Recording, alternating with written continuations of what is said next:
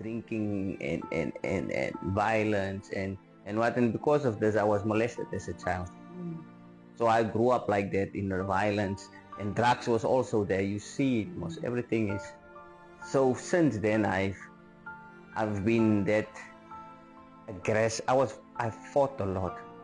Even my wife can tell you, I was very violent, a violent man when I grew up. Of course, I grew up in violence and poverty because I had to fight. Drugs have become a global pandemic. They have robbed the world of brilliant minds, capable of contributing to its growth. They have hijacked bright futures and left many individuals jobless, homeless, and devoid of hope. The insidious nature of drugs has rendered countless children fatherless and motherless, dividing families and placing both young and old behind bars. Drugs do not discriminate, they destroy the rich and the poor, the young and the old alike. While many innocent souls have perished in the shadowy grave of addiction, some individuals manage to survive the tempest, fortunate enough to share their stories and inspire others.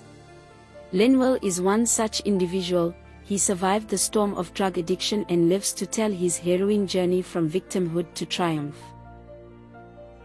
Linwell was born into an alcoholic family in the small town of Keetmanshoop.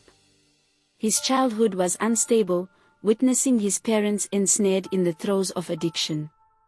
He and his siblings were forced into adulthood at an eerily young age, left to fend for themselves.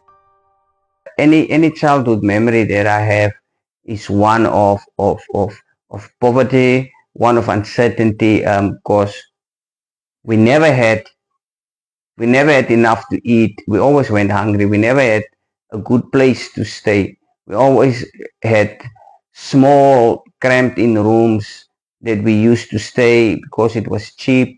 My parents never really held down a job. So, and they were, most of their lives, they were alcoholic. Because of his parents' alcohol addiction and persistent financial instability, Linwell's family was always on the move, leaving him and his siblings unsupervised in unsafe homes. A dark fate awaited him, which eventually led to Linwell being raped. There are memories, even as a young child, I think 3, 4, that I have, and I know it's a true memory, whereby I see a lady having sex with me at that age, and I always saw her putting a pillow between her legs, going looking at the curtains to see if anyone comes back, and then she will come back and have sex with me at a small age like that. Now I can't remember what she did, or that's the only visual I have about that early molestation.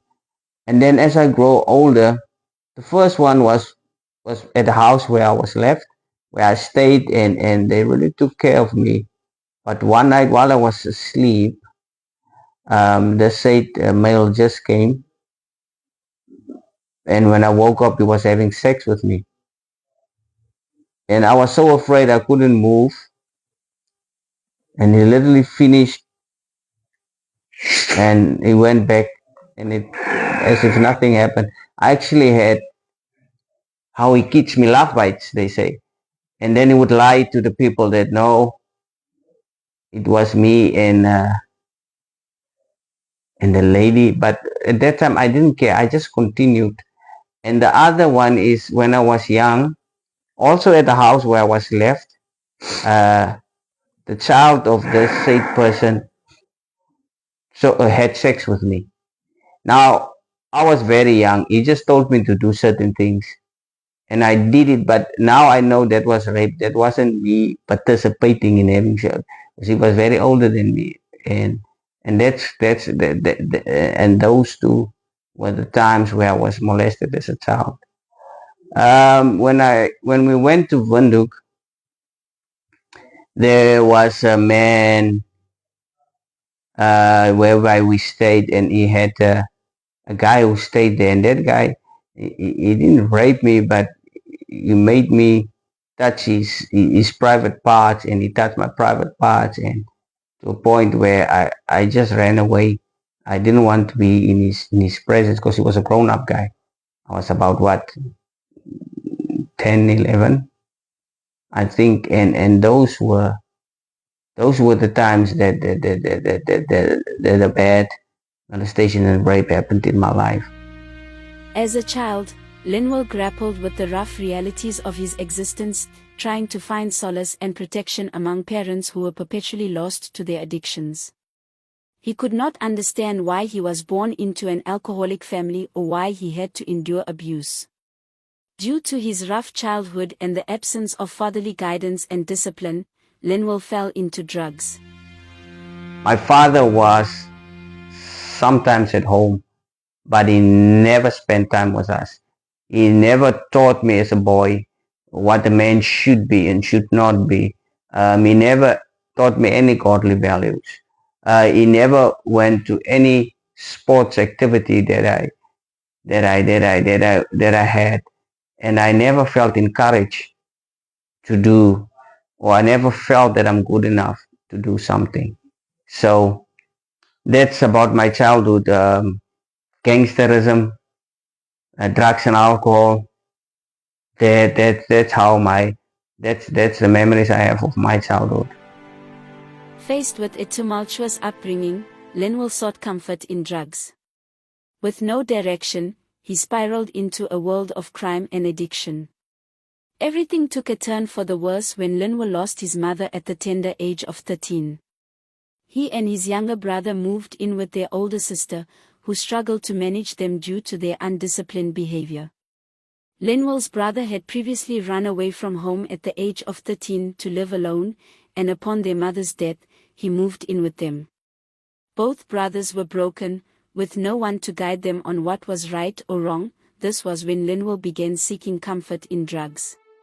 Around 13 is where I really started going to clubs, started drinking, smoking cigarette, here and there smoked dacha, and I ended up with wrong friends, being part of gangsterism. You know, our gangsterism at that time was the numbers gang, 2-6, 2-7, then 2-8. It's the type of gangs that you will go in, and 2-6 is all about money, 2-7 is all about spilling blood, and 2-8 is about making men woman. What do you call it? As the gay business. So I was more attracted to the 2-7s, meaning I was more about spilling blood and beating and stabbing people and being part of gang violence. And that was a part of me. With a heartbreaking past, Linwell transformed into a violent figure, battling his demons in clubs while experimenting with dangerous drugs. The trauma from his rough upbringing and experiences of abuse had turned him into a monster, filling his heart with anger and sorrow. Every weekend, and even during the week, he frequented clubs to fight. His violent behavior became so notorious that people feared him. He was stabbed countless times and would even cut his arms in an attempt to externalize his pain. Everywhere he looked on his body, he saw scars. In an effort to prove that he was a man no one could mess with, he began selling and using dangerous drugs such as crack cocaine and stabbing individuals to project a tough image. This behavior landed him in jail multiple times, but incarceration did not deter him from his violent ways. Because of this, you start selling drugs. And because of peer pressure and being the cool guy, you start using the drugs. Now, I never liked dacha because dacha made me very, very, I don't know how, I never liked the feeling of dacha. But when I started smoking crack cocaine, it made me alive, and it gave me something that I've never understood until this day. The high was something that I couldn't stay away from. The first time I started using it, and I got addicted to crack cocaine. And from my crack cocaine addiction probably started at 19. and it continued and it worsened. As for trauma, I never understood it at that moment, but it made me very aggressive. I was an aggressive young man, and I never had any sort of worth. I never attached self-worth to me, or that I'm able to do something. I never thought that I'm able to do anything. I had a self-low esteem, and the only way I could hide the trauma and the pain was through violence, aggressiveness, drinking, alcohol, fighting to show that I'm the man. Fighting was probably the most, drug addiction and fighting was probably the two things that I hide behind most of my life. But every choice comes with a price. Linwell lost his job, and the very foundation of his existence crumbled beneath him. Life took a dark turn when Linwell lost his job at the Ministry of Finance, which intensified his struggles with addiction and impending fatherhood. The loss of his job made life more challenging than ever. Linwell's girlfriend, now his wife, fell pregnant when she was in grade 12 while Linwell had just finished school. He was devastated. The world felt like it was closing in on him. With his addiction to crack cocaine, unemployment, and the responsibilities of new fatherhood, he was overwhelmed, especially after losing his job, which had funded his addiction. He was penniless and desperate for money to feed his crack cocaine cravings. And I couldn't even take care of my own daughter, and the addiction was so bad that I used to go to my wife's house where she was staying with her grandmother and used to go fight for money. Everything that she gives me, I would sell. I couldn't hold on to a cell phone. Cell phone I probably had for 2 days, and I was sold it for drugs. We will rob people. We will steal.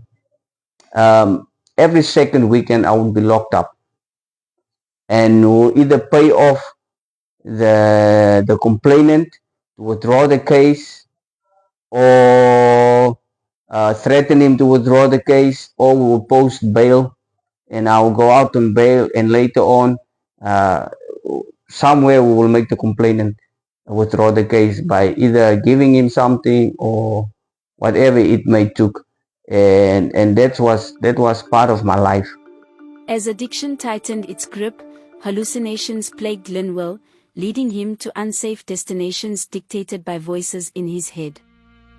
I remember when I would stand up and I'll probably hear voices saying, "Now go to this area. Your guys, they are smoking there. They're having a party." I would literally hear voices telling me that, and I would walk around 12 o'clock at night. I would start walking, and when I reach this place, then I say, "No, they are there," and I can literally, I will start hearing music playing there.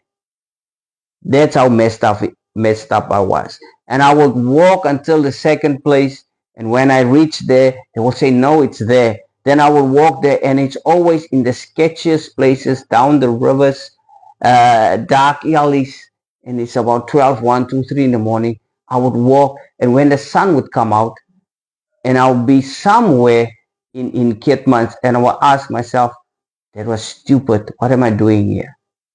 And I never understood that. Linwell's addiction became so severe that none of his family members wanted anything to do with him because of the chaos and pain he caused them. His family kept their distance to avoid being hurt or stolen from. However, one person stood by him and believed in him, his high school sweetheart Larissa, now his wife. She always took care of me. She paid for my a place to stay. I always had food, clothes, everything. She was like a mother that gave me everything in that time of need. She always used to say, "I always kept on praying and ask God to change your life." I always kept praying, and I always said that today will be the day. Today will be the day. And there were times when I will stop using drugs and stop drinking for a few months, Maybe after I came from a rehab, 3, 5, 6 months, I'll be sober and I will be a great boyfriend and father to my kids. And just like that, I will fall back into alcoholism and drug addiction, and it will just worsen and worsen and worsen. While his family distanced themselves from his chaotic life, one person stood by him, his high school sweetheart, now his wife, Larissa. She provided unwavering support, believing he could change. Despite never having used drugs herself, she endured a tumultuous journey due to her boyfriend's drug addiction and faced challenges that most women could not withstand. I prayed a lot in silence. I asked God a lot. I actually asked God, is this the person that I need to marry? Yeah, because we've been so long together, so long. We have this whole journey with drugs and alcohol and in jail for many times. He's in jail just for beating someone up. Yeah, he had that anger thing also, but yeah, for beating someone up, and not for stuff like stealing or those things, just for his aggression. Then in many cases it would be he just go help a friend in that situation or what. But like I said, I prayed for him. I asked God, is this the person? And I want God, I want this person. That is my request. And he answered me. I want that person, and he answered me. It's a lot of things that happened when we were young and all those things, but that God took us through. But I think it was his perfect plan for us. 12 years I was addicted to crack cocaine, alcohol, drugs, violence. 12 years. 12 years of horror, nightmares, guilt, pain, depression. That's why I slit my wrist in front of my girlfriend. I told her, sit here and watch what I'm doing one night. When I came home and I cut myself and I was bleeding. She was sitting there in fear. I told her, you're not going anywhere. You're going to watch this. And I probably passed out somewhere and then she ran home. Was at the flat and then they called my uncle and aunt and they came and they took me to hospital. That's how messed up my mind was. Linwell's life took a drastic turn during a fateful night out. Prior to the accident, he had lost his job at the Ministry of Finance but was subsequently recruited into the Namibian police. However, after 3 months of police training, he fell back into a lifestyle of drug addiction and continued to party with friends. During one of these outings, an intoxicated companion lost control of the vehicle, resulting in a car accident. Linwell survived the crash but was left paralyzed from the chest down, stripping away his physical capabilities. This dramatic event marked a pivotal moment in his life. Following the accident, he spent 4 months in the hospital for spinal cord rehabilitation. This lifestyle had robbed him of his fully functional body. Fortunately, after his recovery, the police reassigned him to an administrative position. His father had passed away shortly before the accident when Linwell was 26, but he remained grateful that they had reconciled before parting ways. Now I only have my 2 arms. I must use my arms to move my legs. I have a urine bag because I can't go to the toilet normally.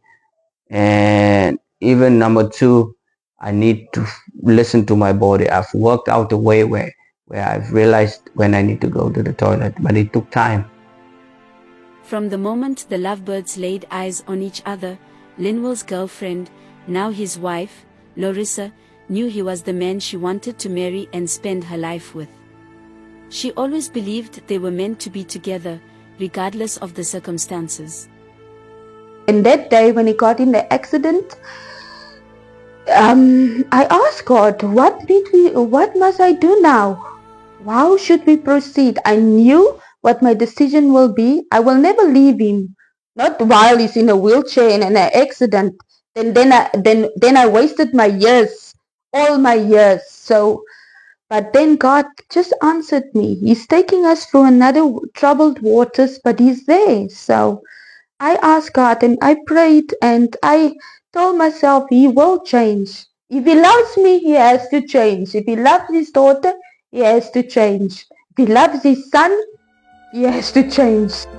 After the accident that left Linwell in a wheelchair, he decided to relocate to Walvis Bay to live with his older sister.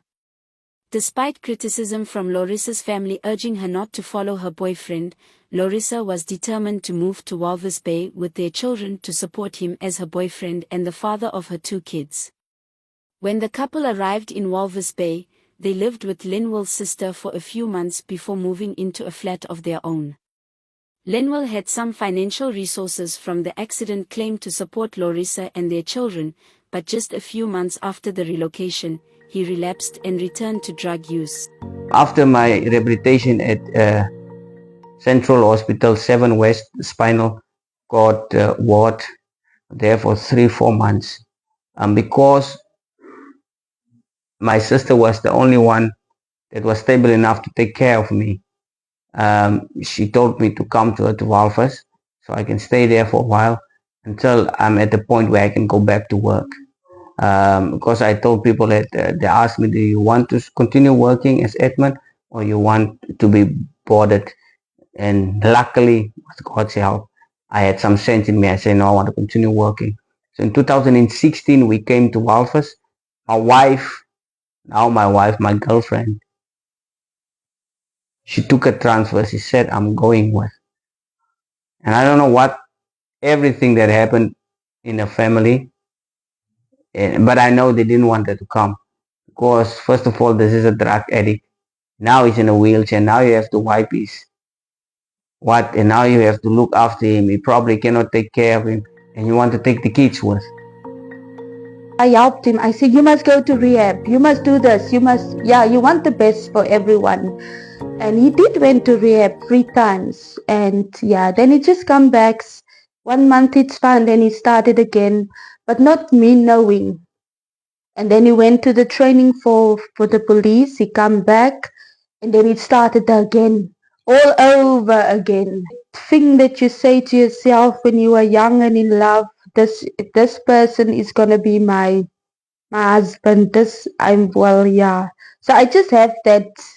I told myself from the moment that I met him, that is the person that I'm gonna marry. So I just stood by him through thick and thin. I just told myself I will not take another person because I can't deal with another person's issues. So I know his issues, so we will just continue, but he will have to change. One weekend, after a party, he sat on the couch in a paranoid state and insisted that Larissa call an ambulance. And when I got at Welwitschia Hospital, I met Dr. Chris Fourie. He has a practice here in Walvis Bay at Welwitschia. And he was the doctor that was on standby that weekend. And he came to me and he looked at me and he asked me what's wrong. And I just broke down in tears and I told him, man, the only thing that's wrong with me, I'm a drug addict and I want to change. I don't know what to do. I really need help.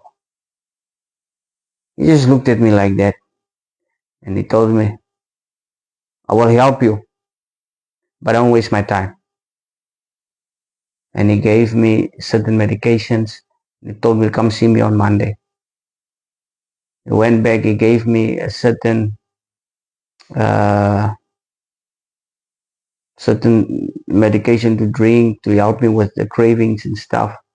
I went back to him on Tuesday. I was supposed to be there on Monday, but I took too much of the medication, so I slept. That was my mentality. I wanted to work quick. Let me take a bigger dose, not knowing what I'm doing. Stupidness. And I came there, me and my wife, now my girlfriend, and went to him. I told him everything. He said, it's fine. This is what we're going to do. We are starting with a Freedom in Christ course at my house. I want you to attend this course. And he explained to me Freedom in Christ works through every area of your life. Past hurt, molestation, unforgiveness, you name it. It's a 10-week course who works through everything. And in the hour. With the help of church counseling and support from Pastor Chris Jock and Camp David, Linwell began to discover his self-worth and regain confidence. He surrendered his life to Jesus Christ, highlighting the critical role that faith can play in the recovery process. It's the best course I did in my life, and we are doing it still today in our churches, and it sets people free from all sorts of bondage. And while I was attending this course, the community church here in Walvis Bay, Pastor Jack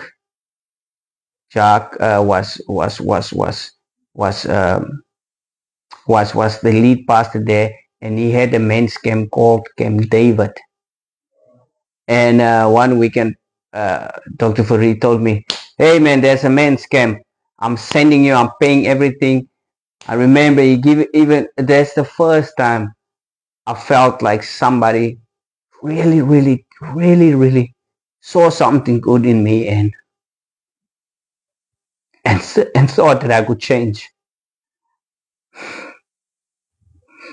And when he put me on a car, he came to my side and he gave me money. He said, "Buy for you something." Then it's like a dad sending his son away. I'll never forget it. And I'm so glad he did it.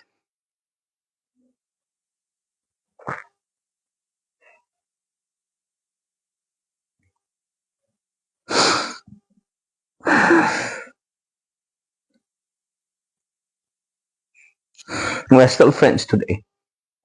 And I went to Camp David. And there we worked through a few spiritual things. And it's actually like an army camp. And I was there in my wheelchair. And I was determined. I will change. I will do everything that other guys did. So when they did push-ups, I would push myself up on the wheelchair. When there's a tunnel, I would go down. I told him, "Don't help me. I would crawl through the tunnel." Saying this is the tunnel change. I told God, "Lord, I'm not leaving this place the same way I came."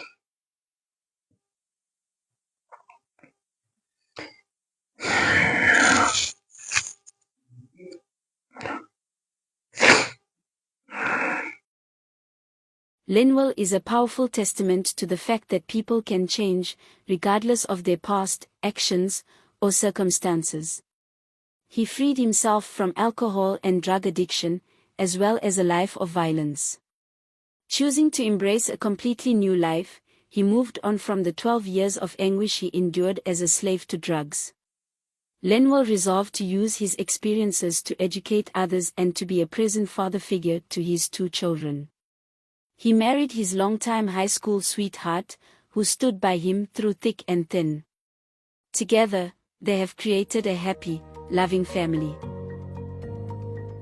So I choose now to be a father, a present father.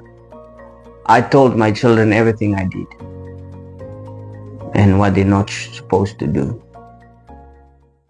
I raised my family in the fear of the Lord and by the word of God. That's my beginning and that's my end. I try to be involved in everything that they do. I try to make them understand that they can do everything in this world that they wish to do, that they can accomplish anything that they want. I tell them, "I believe you when you say something." Most of our battles we fight on our knees.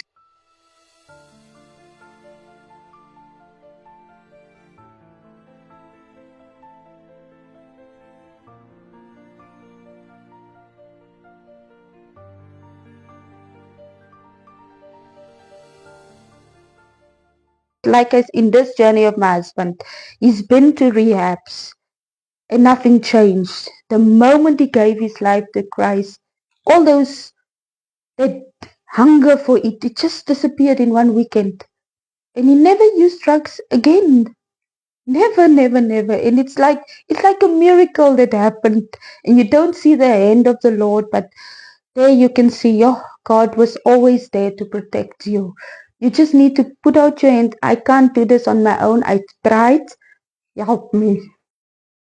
Despite the challenges he faced, Linwell's determination to change ignited a new path for his life. With newfound faith, he broke free from the chains of addiction and violence, committing himself to being a present father and husband, demonstrating that transformation is indeed possible. Having grown up with parents who were absent and did not listen to him, and failed to provide for his basic needs, Linwell made a conscious decision not to let the cycle of alcohol, abuse, and poverty continue with his own children. He has liberated himself from alcohol and drug addiction and is dedicated to ensuring that history does not repeat itself for his kids. Unlike his parents, who were often intoxicated and seldom attended his school or sporting events, Linwell is deeply involved in his children's lives. He takes an active role in preparing them for school, offering emotional support, and attending their school and sports activities. I always tell my son and my daughter, it doesn't matter what you did, even if you committed murder, I will never throw you away. I'll always be there for you. Come to me and let's talk. And I'm raising them in the church. I'm not telling them to do what I say, because more is caught than taught. I'm doing what they should do. Through faith, counseling, and community support, Linwell reclaimed his life, transforming from a struggle with addiction to becoming a passionate advocate. In addition to being a dedicated family man, Linwell actively participates in community activities, mentoring others and advocating against drug addiction. He serves as the deputy chair of the Sunshine Center in Walvis Bay, where children with various disabilities receive early childhood development in diverse classes. Linwell is also a leader in the men's mentoring program, where he empowers men to overcome their challenges. Furthermore, he takes an active role in church activities aimed at addressing various community issues, including drug addiction and emotional struggles. Linwell advocates for drug abuse prevention and frequently visits schools to share his story. Through these visits, he educates children about the dangers of drug use and encourages them to stay away from drugs. And in this, I always try to use my testimony, especially when it comes to drug awareness programs, to speak to the drug addicts themselves and to even those that sell drugs. You know, sometimes people are in situations and they can't get out of it. And I use my personal testimony to show them that there's hope, that there's a way out, that there is change if you want change to be. And the only way that I experienced true change was through Jesus Christ. And that's the pinnacle of my story. Linwell now dedicates his life to mentoring and inspiring others, determined to break the cycle of addiction for his children and his community. He passionately educates others about the harsh realities of drug addiction, hoping to spare them from the pain and trauma he once experienced. And I always use my testimony, especially when I go to schools. I can use my testimony in many ways. Sometimes I can only talk about the aspect of gang and gang violence and what it led to. Sometimes I can speak about the molestation what I went through, and how to cope with it, because our children is growing up in that environment, to give them hope that you can change, and that you can make it out of it, and that your life is not over. Or when I speak to the bigger ones about decisions in life, look at the bad decisions I made. I choose to when to smoke. I choose to when to drink, especially this one's about to finish school, telling them what direction to go in and what friends to look for or not to look for. So the Lord uses my testimony in many different ways and in different categories, so I can use them to encourage and show people that there is hope.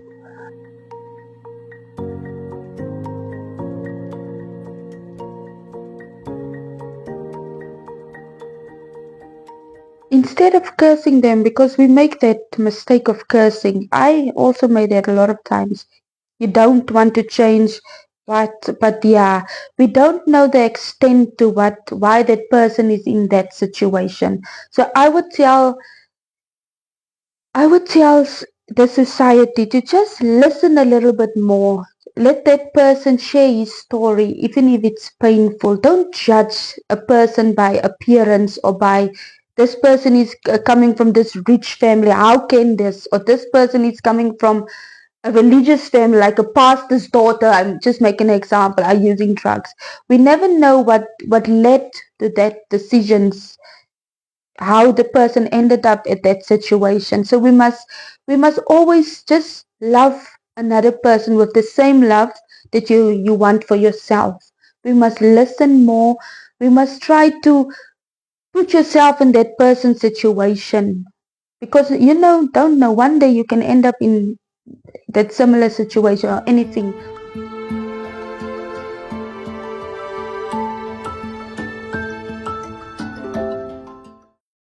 Linwell embodies hope, the possibility of rising above the pain of one's past. His journey is a testament to resilience, love, and the courageous pursuit of a better life. As he advocates for change and nurtures his family, Linwell's story serves as a beacon of light for those still trapped in the darkness of alcohol and drugs addiction. Telling the Untold Stories film production is calling out to anyone who wants to share their remarkable story. Whether it's a tale of triumph over adversity, a journey of self-discovery, or a story of hope and inspiration, we want to hear it. By sharing your story with us, you'll have the opportunity to inspire others and leave a lasting impact on those who need it most. So if you're ready to share your untold story, don't hesitate to reach out to Telling the Untold Stories film production today. Contact us at onepackle@yahoo.com or 0813025688.